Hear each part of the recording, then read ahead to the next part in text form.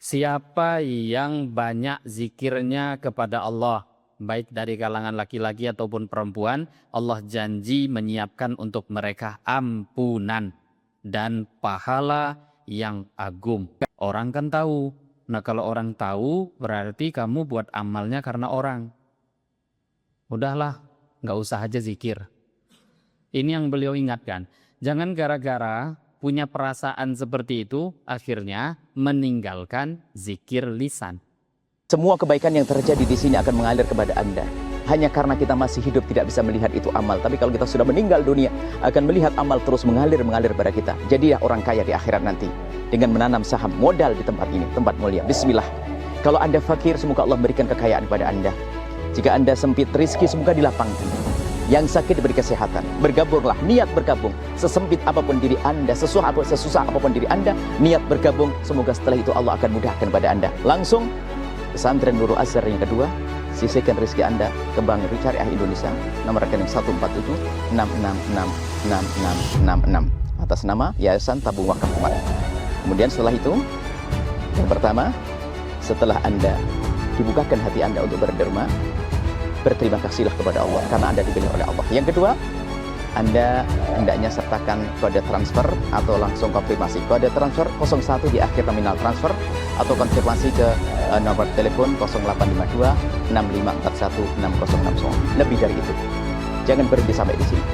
Ajak sahabat, kerabat, siapapun yang bisa Anda ajak. Kapan Anda mengajak, Anda mendapatkan pahala yang sama. Dia berbuat baik, Anda mendapatkan kebaikan. Dia belum berbuat baik, Anda mendapatkan kebaikan. Rugi kalau Anda tidak mengajak orang lain. Ajaklah sebanyak-banyaknya. Nuhibbukum fillah, mencintai Anda karena Allah. Assalamualaikum warahmatullahi wabarakatuh. Bismillahirrahmanirrahim. Assalamualaikum warahmatullahi wabarakatuh. Innal hamdalillah nahmaduhu wa nasta'inuhu wa nastaghfiruhu wa nu'minu bihi wa natawakkalu alaihi wa na'udzu billahi min syururi anfusina wa min sayyiati a'malina. Man yahdihillahu fala mudhillalah wa man yudlilhu fala hadiyalah. Asyhadu an la ilaha illallah wahdahu la syarikalah wa asyhadu anna sayyidana wa maulana Muhammadan abduhu wa rasuluh. Allahumma shalli wa sallim wa barik alaihi wa ala alihi wa ashabihi wattabi'ina lahum bi ihsanin ila yaumiddin, amma ba'd.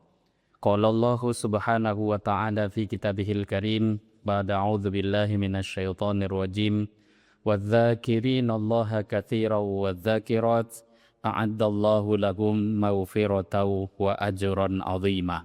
Shadaqallahul 'azim. Alhamdulillah.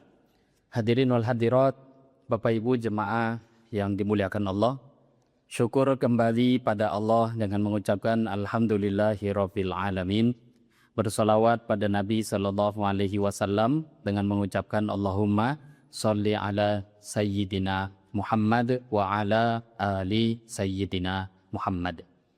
Bapak Ibu yang dimuliakan Allah, malam hari ini kita kembali syukur pada Allah. Syukur atas iman Islam yang masih Allah jaga, bersyukur atas anugerah agama, syukur atas anugerah kesehatan, panjang umur, dan anugerah-anugerah lainnya. Semoga dengan kita bersyukur, Allah Ta'ala tambahkan, Allah jaga dan ditambahkan lagi nikmat yang telah Allah berikan kepada kita, terutama iman Islam. Kita berharap semoga selalu dijaga dalam iman Islam, selalu diberi taufik untuk taat pada Allah sampai akhir hayat kita. Amin ya Rabbal Alamin. Hadirin wal hadirat rahimakumullah. Di kesempatan malam hari ini kita akan lanjutkan kajian Al-Adhkar An-Nawawiyah sambil i'tikaf. Bagi yang belum niat i'tikaf, maka niatkan dalam hati nawaitul i'tikaf fi hadzal masjid sunnatan lillahi ta'ala. Kita akan lanjutkan kajian Al-Adhkar An-Nawawiyah masih dalam awal-awal bab. Faslun adzikru yakunu bil qalbi wa yakunu bil lisan wal afdal minhu maka nabil qalbi wal lisan jami'a. Faslun, satu fasal. Di permulaan kitab dengan sesuai judulnya bab Al-Adhkar. Imam Nawawi penyusun dari kitab ini, beliau merangkum doa-doa, zikir-zikir atau amal-amalan yang dianjurkan kita buat dalam kehidupan sehari-hari. Nah, di awal-awal kitab ini beliau ingin memberitahu pada kita tentang adab zikir, dan juga nanti di fasal setelahnya yang dimaksud dengan zikir itu sebenarnya apa? Apakah hanya kalimat subhanallah, walhamdulillah, al-baqiyat as-solihat, zikir-zikir lisan lainnya, kemudian yang lain itu apakah bisa dikategorikan zikir atau tidak? Ini di fasal setelahnya. Ini di fasal yang sekarang beliau membahas tentang zikir. Zikir itu bisa saja dengan lisan, bisa saja dengan hati.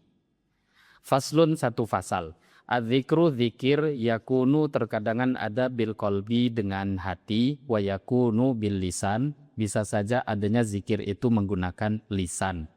Wal afdalu, adapun yang afdol, yang paling utama, minhu daripada zikir itu, maka nabil qalbi wal lisan jami'an. Yang afdol adalah zikir dengan hati, zikir dengan lisan sekaligus. Jadi zikir dua-duanya sudah bagus. Mau zikir dengan lisan, itu sudah dikatakan zikir. Zikir dengan hati saja, itu juga diperbolehkan. Mana yang lebih utama?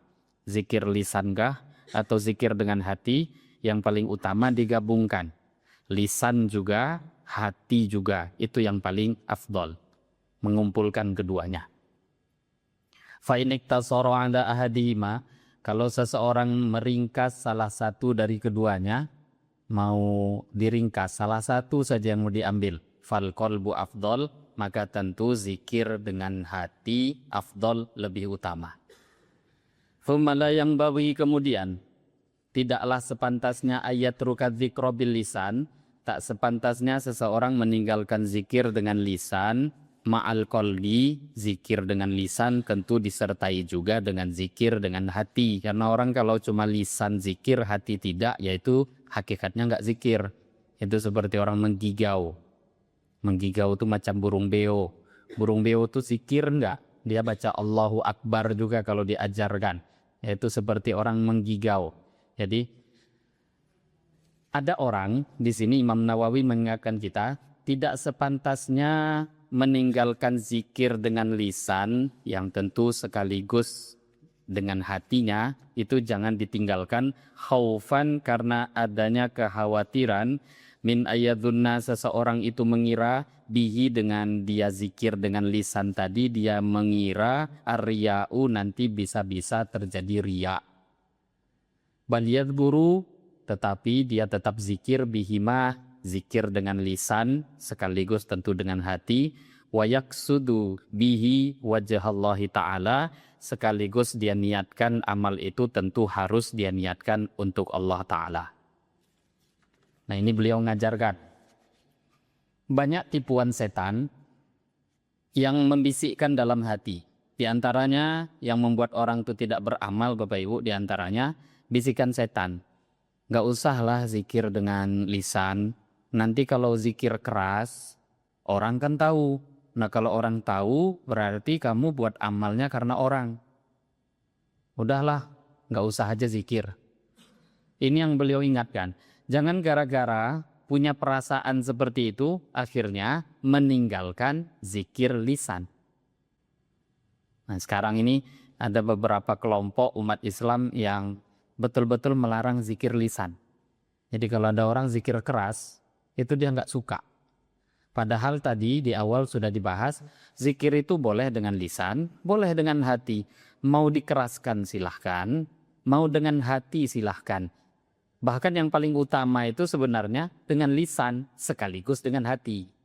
Ya, kalau lisan aja hati enggak, itu hakikat zikirnya kan enggak ada.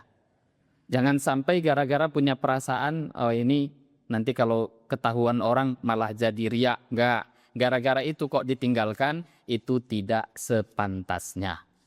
Qad qaddamna 'anil Fudail rahimahullahu ta'ala. Sebelumnya sudah kita baca nasihat daripada ulama sufi besar namanya Fudail bin Iyad rahimahullah. Beliau mengatakan an-natarkal amal li ajlin nas riya, bahwa Anda meninggalkan amal karena orang lain, itulah namanya riya. Nah, sebelumnya beliau sudah di awal kitab diingatkan tentang ikhlas. Innamal a'malu binniyat, itu hadis yang dibahas di awal kitab. Fudail bin Iyad sudah mengingatkan bahwa kalau seseorang beramal, buat amal karena makhluk, itu namanya syirik. Kok kita buat amal karena makhluk, berarti kan nyembah makhluk. Buat amal karena makhluk namanya syirik. Meninggalkan amal karena makhluk, itulah riya. Jadi beramalnya berarti karena orang lain. Kalau orang ada, dia buat amal. Kalau orang nggak ada, dia tinggalkan amal. Berarti Anda buat amal karena orang. Ninggalkan amal karena orang, itu namanya riya. Nah, ikhlas itu di mana? Ikhlas itu di antara keduanya. Jangan beramal karena makhluk, jangan meninggalkan amal karena makhluk. Lah terus karena apa? Wa yaqsud biha wajah Allah. Tujuannya hanya semata-mata karena Allah. Nggak ada tujuan lain. Walau fatahal insan alaihi babu mulahadatin nas wal ihtiraz min tatarruki dhununihimul batilah lang sadda alaihi aktsaru abwabal khair wa dayya'a ala nafsihi syai'an 'aziman min muhimmatid din wa laisa hadza tariqatul 'arifin. Nah, kata beliau, seumpama setiap orang kok membuka pintu apa-apa itu pertimbangannya manusia. Kok kita membuka pintu yang menjadi pertimbangan itu manusia. Terus pertimbangan kita itu hanya sangkaan-sangkaan, perasaan-perasaan aja. Ah, nanti begini, nanti kata orang begitu. Kok itu yang jadi pertimbangan? Langsadda alaihi aktsaru abwabil khair, tentu akan tertutup semua pintu kebaikan. Ya nggak jadi buat amal kebaikan lah. Mau ke masjid kan akhirnya nggak jadi. Lah memangnya bisa kita berangkat ke masjid nggak diketahui orang. Mau berangkat haji umroh nggak jadi. Lah gimana orang mau berangkat haji ketahuan.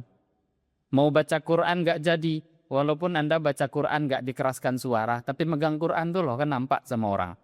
Lah terus kalau gara-gara itu semua, wah kalau saya buat amal selagi dilihat orang itu berarti nggak ikhlas. Berarti sama saja Anda mengatakan Anda akan meninggalkan seluruh amal. Jadi yang dimaksud ikhlas itu buat amal tetap, tapi jangan pertimbangannya itu makhluk. Mau orang lihat, orang tak lihat, orang tahu, orang tak tahu, enggak urusan kita. Selagi yang kita pertimbangkan itu Allah. Rawaina fi sahihayil Bukhari wa Muslim, kami telah meriwayatkan dalam kitab Sahih Bukhari Muslim an Aisyah radhiyallahu ta'ala anha qalat, daripada Sayyidah Aisyah radhiyallahu ta'ala anha, beliau mengatakan, nazalat hadhil ayat ini turun, wala tajhar bi sholatika wa la tukhafit biha fit du'a. Ayat ini wala tajhar bi sholatika, jangan engkau keraskan bi sholatika dengan salat engkau, wala tukhafit, tapi jangan pula dilirihkan biha dengannya. Nah, ayat ini turun bukan menerangkan tentang hal-hal lain, tapi kata Sayyidah Aisyah berkaitan dengan doa. Jadi mau doa, zikir, itu jangan terlalu keras, jangan terlalu lirih. Wabtaghi baina dzalika sabila, cari di antara keduanya. Jadi amal itu murnikan karena Allah. Sepantasnya jangan gara-gara kekhawatiran ditengok orang tahu kita buat amal, akhirnya malah meninggalkan amal. Faslun, fasal setelahnya. Ya alam, ketahuilah, anna fadilata dzikri ghairu munhasiratun fit tasbihi wat tahlili wat tahmidi wat takbir wa nahwiha. Ya alam, ketahuilah, anna fadilata dzikri, bahwasanya fadilahnya zikir, keutamaan zikir itu ghairu munhasiratun, tidaklah teringkas, tidaklah terbatasi, fit tasbihi, hanya dalam tasbih saja, wat tahlil, dan juga tidak hanya dalam kalimat tahlil, wat tahmidi, dan kalimat tahmid, wat takbiri, kalimat takbir, wa nahwiha, dan kalimat-kalimat lainnya. Ketahuilah, zikir itu bukan cuma subhanallah, bukan cuma la haula wa la quwata illa billah, atau alhamdulillah atau kalimat takbir Allahu Akbar. Enggak, bukan cuma teringkas terbatas dalam hal itu saja. Bal kullu amilin lillahi ta'ala, akan tetapi setiap orang yang beramal untuk Allah, bita'atin, mengamalkan amal ketaatan, fahuwa dzakirun lillahi ta'ala, maka berarti dia itu otomatis dihitung orang yang zikir. Yang penting Anda sedang taat, berarti zikir. Nah, berarti zikir itu lebih luas. Kitabnya memang di sini judulnya Al-Adhkar, zikir-zikir. Nah, kok nanti di depannya, di dalamnya yang dibahas sholat, ada puasa, ada haji. Nah, ini gimana ini? Iya, puasa, sholat, zakat, haji, semua itu zikir. Apa-apa yang dibuat amal ketaatan, hakikatnya adalah zikir pada Allah. Kama qalahu Sa'id bin Jubair radhiyallahu taala anhu wa ghairuhu minal ulama. Ini sebagaimana yang dikatakan oleh Sa'id bin Jubair radhiyallahu taala anhu dan ulama-ulama lainnya. Wa qala Atha rahimahullah. Atha, ulama besar tabi'in, beliau mengatakan majalisu zikri, yang dimaksud dengan majlis zikir, sering kita bilang majlis zikir.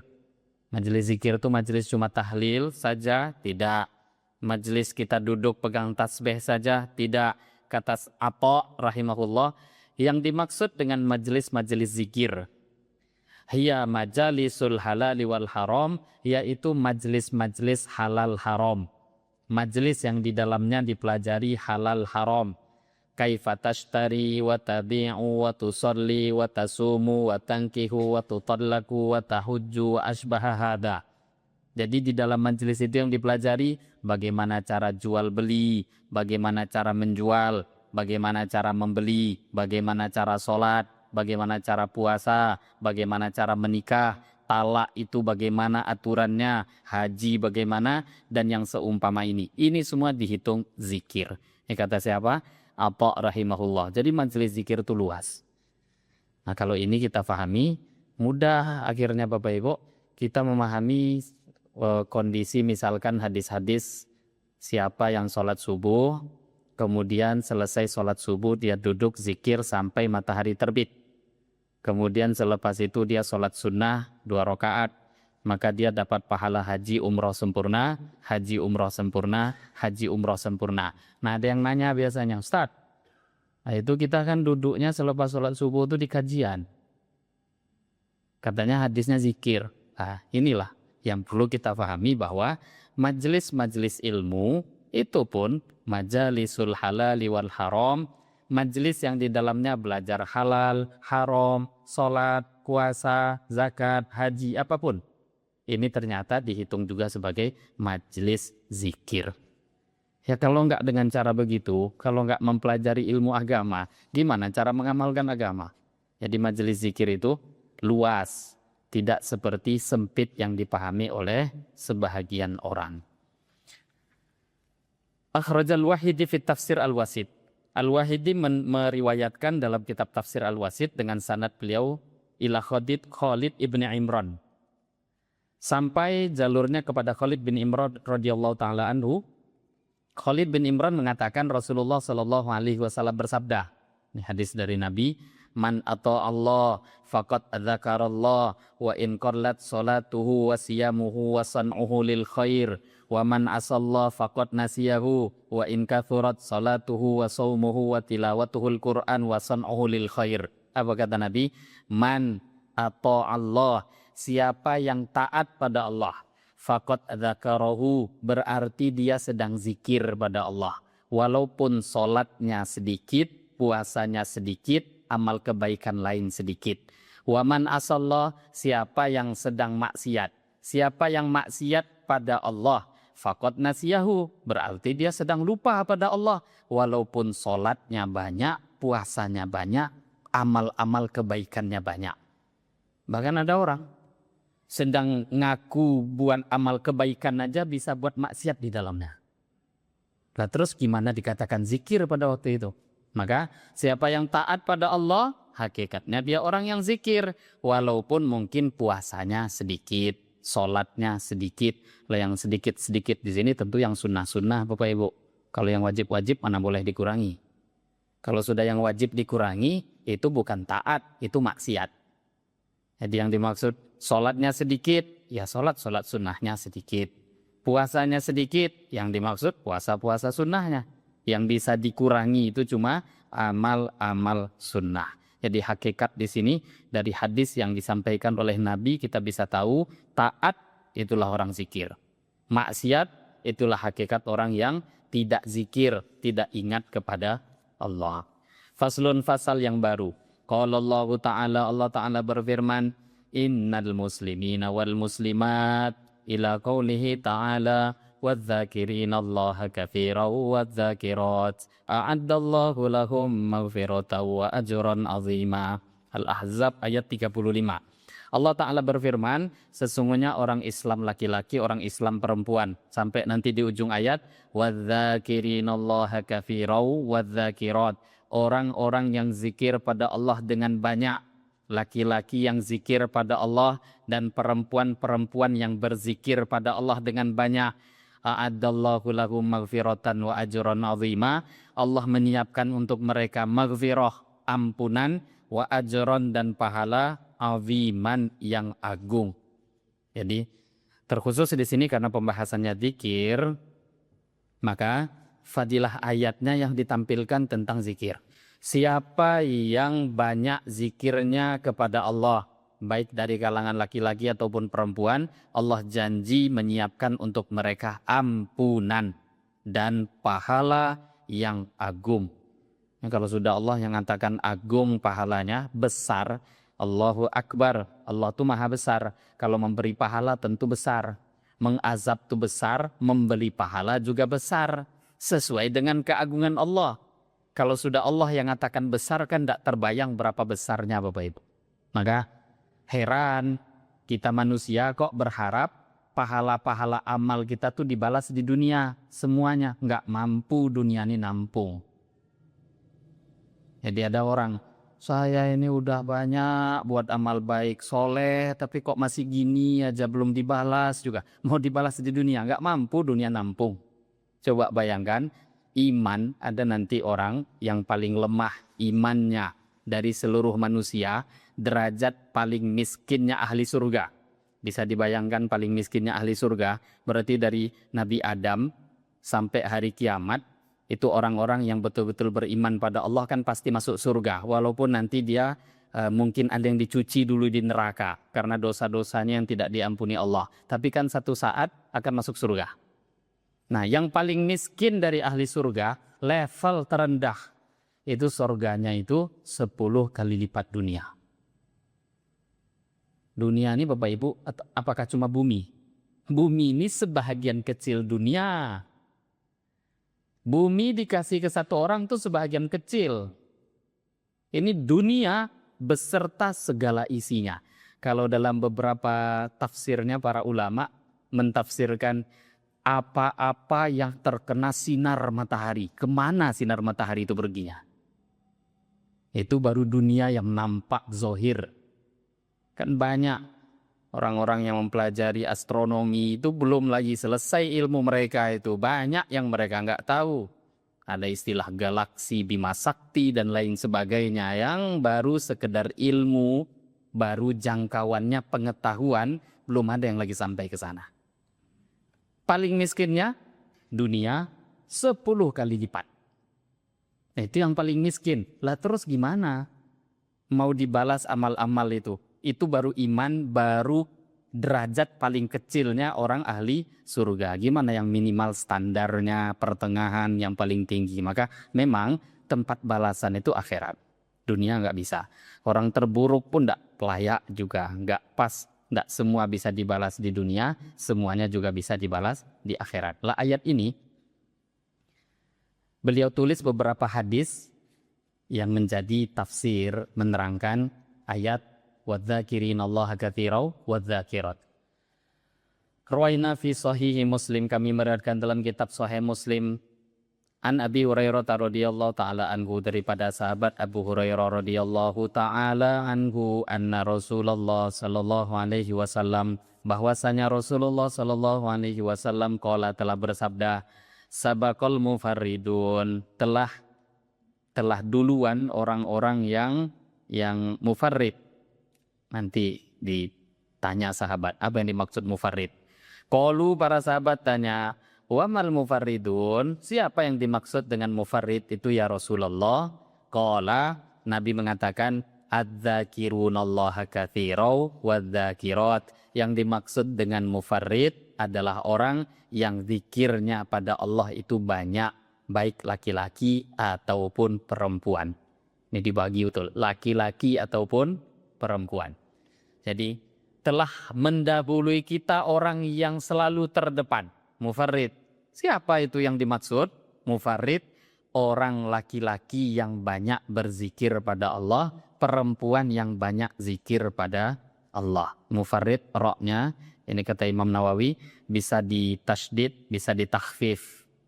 Nah, tapi kebanyakan nanti yang masyhur menggunakan tasydid, al-mufarridun, roknya ditasydid. Ini jumhur membaca dengan mentasydid.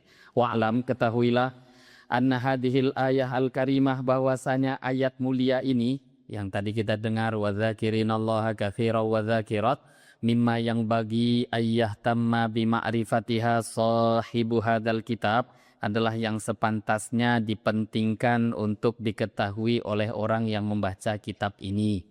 Wa qad ikhtalafa fi dzalik, telah berbeda pendapat mengenai yang dimaksud dengan adz-dzakirinallaha katsiran wa dzakirat.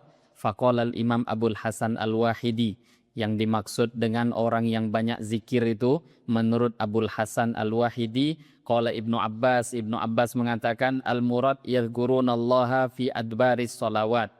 Tadi kita sering dengar dalam ayat Quran orang yang banyak zikirnya pada Allah. Lah yang dimaksud siapa itu?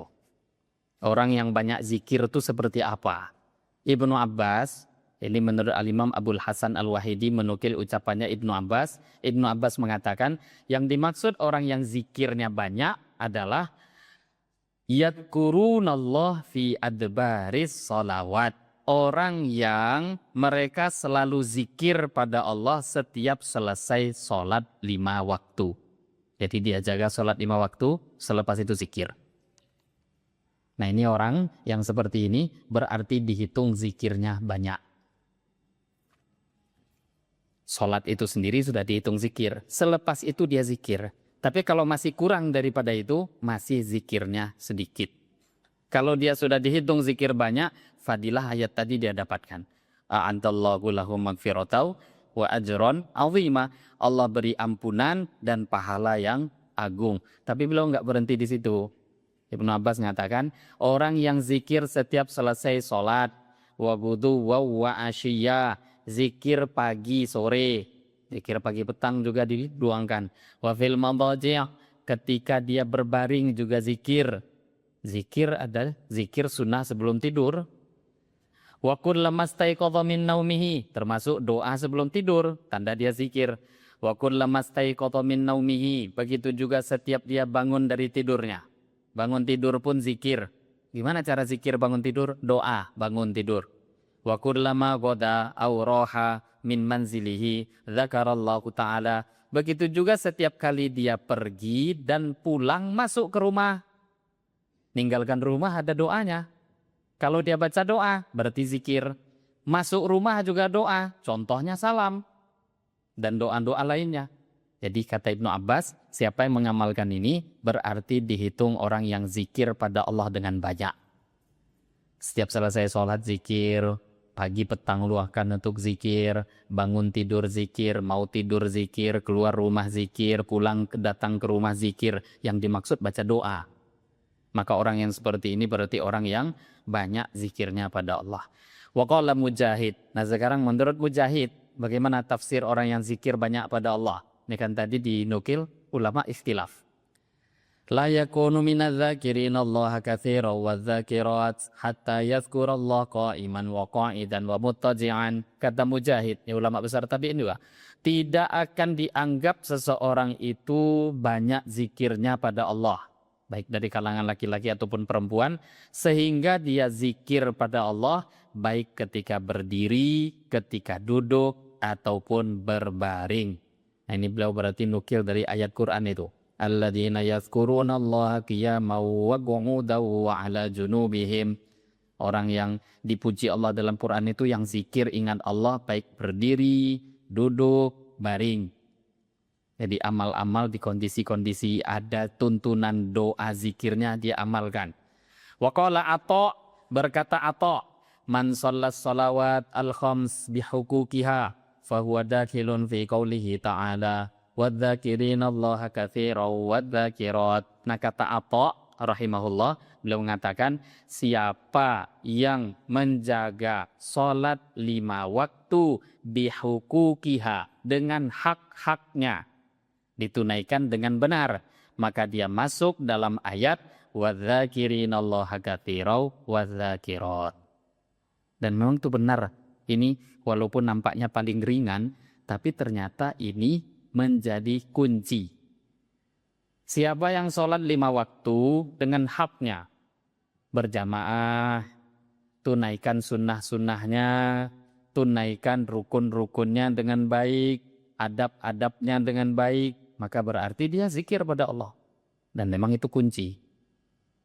Kalau sudah sholat 5 waktu dijaga dengan baik, syaratnya dengan baik, dengan hak-haknya ditunaikan, tentu orang itu juga akan memperhatikan, akan mudah untuk mengamalkan amal ketaatan lainnya. Maka beliau berbicara di sini masalah yang ringkas.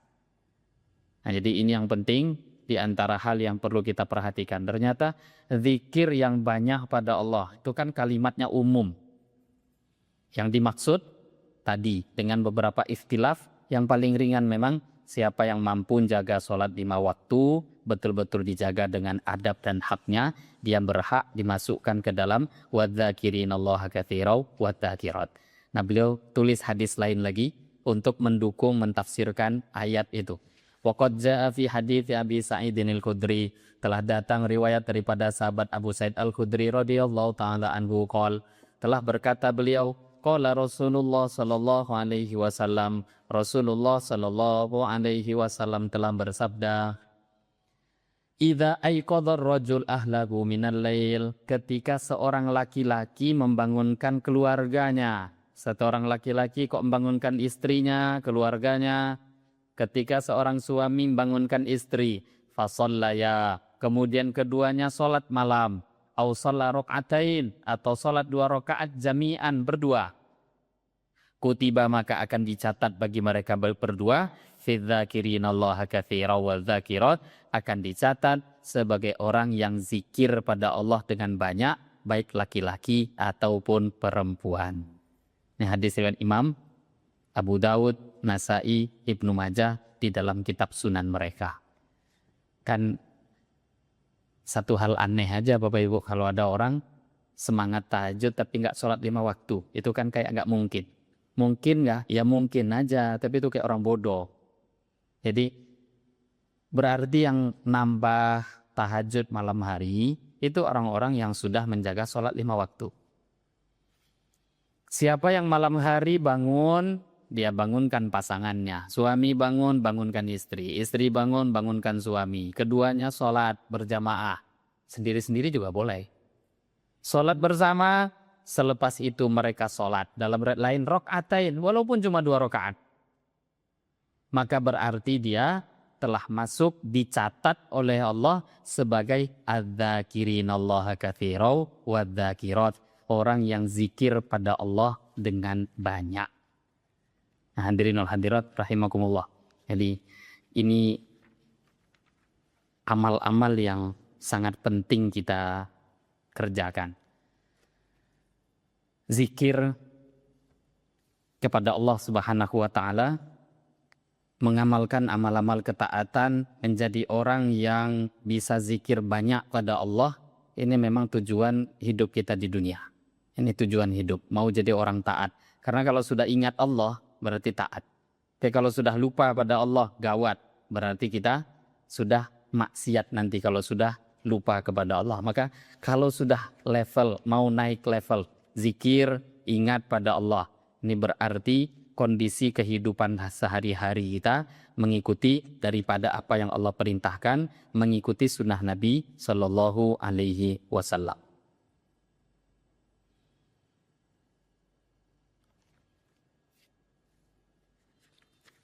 Faslun. Wasu'ila syai'al imam Abu Amr ibn Salah rahimahullah ta'ala anil qadar alladhi yasiru bihi minal dhakirin Allah kathiran wa dhakirat. Telah ditanya Syekh al-Imam Abu Amr ibn Salah.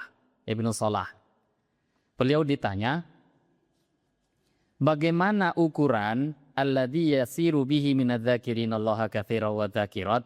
Bagaimana ukuran seseorang itu minimal dianggap sebagai orang yang banyak zikir pada Allah? Faqala, maka beliau pun mengatakan, idza wadhaba 'alal adhkar al-ma'thurah al-muthbitah sabahan wa masaan fil awqat. Kalau seseorang wadhaba, terus-menerus istiqomah menjaga 'alal adhkar, zikir-zikir al-ma'thurah, doa zikir yang ma'thur, al-muthbitatu yang sabit, datang dari Nabi atau di dalam Quran, sobahan wa masaan, dia baca waktu pagi sore, fil awqon, di waktu-waktu yang ditetapkan, wal ahwal al-mukhtalifah, atau keadaan-keadaan yang berbeda, lailan wa naharon, baik malam ataupun siang. Wahia mabniyatun fi kitabi amalil yaumi wal lailah. Beliau katakan itu semua tertulis dalam kitab Amalul Yaumi wal Lailah. Ini masyhur, ditulis oleh Al-Imam Ibnu Sunni. Karena minadzakirin Allah katsira wa dzakirat, maka orang itu termasuk di antara orang yang dicatat oleh Allah, orang yang zikir yang banyak, baik laki-laki ataupun perempuan. Nah, Ibnu Salah zaman beliau, ini zaman sebelum Imam Nawawi ya, makanya Imam Nawawi nukil. Jadi Ibnu Salah, ini satu orang ulama, ditanya, bagaimana bisa dianggap kita itu orang yang zikir pada Allah? Batasannya itu apa? Kata beliau, ada satu kitab, namanya Amalul Yaumi wal Lailah, amalan sehari-hari, siang dan malam. Memang dalam kitab itu beliau tulis pagi hari, dari mulai bangun, apa doanya, apa zikirnya, jalan, apa doanya, apa zikirnya, berwudu, bagaimana doa, zikirnya, ketika mau tidur, apa doa, apa zikir. Yang dibuat 24 jam itu ada zikir, doa diajarkan Nabi. Nah, kalau ada yang mengamalkan itu, pagi, sore, waktu-waktu tertentu, ada petir, doanya dengar petir bagaimana? Ketika ada lahir anak lahir bagaimana doanya? Ketika macam-macam kondisi, itu ada semua. Baca, kata beliau, kitab Amalul Yaumi wal Lailah. Kok itu diamalkan? Zikir-zikir, doa-doa yang diajarkan Nabi, ya berarti dia termasuk adz-dzakirinallaha katsiran wa dzakirat. Nah, sekarang kalau ulama zaman sekarang, nah itu kan zamannya Imam Nawawi, ada ulama yang menulis kitab. Nah, zaman sekarang bisa juga kalau ada orang nanya, Ustadz, gimana caranya kita supaya bisa dianggap menjadi orang yang zikir banyak pada Allah? Salah satu jawabannya mudah. Siapa yang mengamalkan isi kitab Al-Adhkarnya Imam Nawawi? Karena di sini lengkapnya. Dari mulai bangun tidur sampai tidur kembali. Semua lengkap. Kalau kitabnya nggak pakai syarah ya 1 jilid saja. Nanti kalau pakai syarah yang saya pakai, ini syarahnya Al-Futuhat Ar-Rabbaniyah 4 jilid. Yang nggak pakai syarah ya 1 jilid. Nah, diamalkan termasuk berarti dia orang yang banyak zikir pada Allah, baik laki-laki ataupun perempuan. A'addallahu lahum maghfirata wa ajran 'azima, yang Allah janjikan tadi ampunan dan pahala yang besar, itu layak untuk dia dapatkan. Nah, ini beberapa fasal-fasal yang memang beliau dahulukan ditulis berkaitan dengan beberapa pembahasan tentang zikir. Nah, nanti setelah beberapa fasal-fasal penting ini selesai beliau bahas, baru beliau masuk ke dalam bab-bab zikir-zikir dan doa. Ya, ada tempat-tempat posisi yang tertentu. Nah, ini memang fasal-fasal ini semuanya penting untuk bisa diamalkan. Nah, hadirin hadirat rahimakumullah, ini fasal baru. Ajma'al ulama ala jawazi dzikri bil qalbi wal lisan lil muhdits wal junub wal haid wan nufasa. Ini fasal setelahnya beliau membahas tentang kondisi zikir itu apakah harus berwudu atau tidak. Harus dalam kondisi suci atau tidak. Nah, ini pembahasan setelahnya. memang masuk dalam pembahasan fikih, tapi karena berkaitan dengan zikir beliau masukkan. Ini kitab bukan murni fikih ya, karena berkaitan maka beliau masukkan. Nah, hampir masuk waktu Isya, kurang lebih 3-4 menit ke depan. Kalau ada yang mau bertanya mungkin dari Bapak Ibu, bisa dipersilahkan. Kalau tak ada, ya silahkan. Ada orang yang sholat waktu Ustaz. Sebenarnya waktu dia zikirnya lama Ustaz. Tapi sholatnya tak berjemaah tak gimana tuh tak? Yang ditanya sahnya atau bagaimana? Nanya afdolnya gimana Ustaz? Afdolnya amalkan semua amal-amal yang ada, sesuaikan, contohkan seperti dulu Nabi contohkan pada kita. Kalau babnya sholat, maka Nabi contohkan sholat itu ada tempatnya. Di mana? Di masjid. Di tempat azan dikumandangkan. Kok nggak masjid, musola begitulah. Kemudian yang Nabi contohkan lagi berjamaah. Terutama laki-laki. Kemudian yang Nabi contohkan lagi awal waktu. Ini 3 ini penekanan penting dalam sholat. Jadi ada orang yang dia sholat, iya sholat. Tapi ternyata sholatnya nggak berjamaah. Ada yang sholat, tapi nggak di tempat azan dikumandangkan. Itu bukan afdol yang Nabi contohkan. Kemudian dia sholat juga, tapi nggak di awal waktu. Nah ini bukan cara yang dicontohkan oleh Nabi. Nunda-nunda amal berbahaya, ujung-ujungnya keluar dari waktu. Jadi tadi, yang dia buat bagus, maksudnya bagus, yang bagus ya tetap bagus. Dia sholat juga, sholat yang dia buat bagus, cuma caranya nggak sempurna. Cara yang bagus itu ikut Nabi tadi, jamaah. Nah selepas sholat dia zikir, ya zikirnya kalau ikhlas Allah terima. Jadi ini ada beberapa bab yang berbeda kondisi. Sunnah-sunnahnya amal-amal di dalam sholat, kalau kita kerjakan sesuai tuntunan tentu hasilnya akan jauh lebih maksimal. Bagi laki-laki rugi 27 derajat dibanding 1.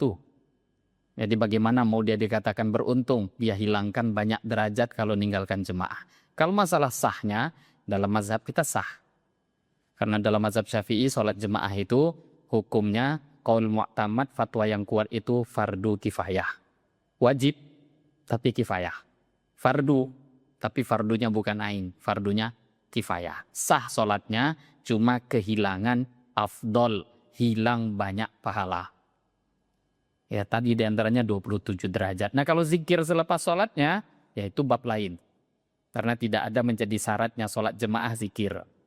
Itu nanti bab lain, tetap dia mendapatkan fadilah zikir dengan cara dia buat selepas sholat. Entah itu sholatnya berjamaah ataupun tidak. Semoga bisa memberikan jawaban dari pertanyaan. Ada pertanyaan lain? Saya kira cukup. Demikian mungkin yang bisa kita bahas. Insya Allah di pertemuan setelahnya kita akan lanjutkan fasal berkaitan dengan adab zikir, apakah ada kewajiban dalam kondisi suci atau tidak. Demikian yang bisa kita bahas. Lebih kurang mohon maaf. Wabillahi taufiq wal hidayah. Wassalamualaikum warahmatullahi wabarakatuh.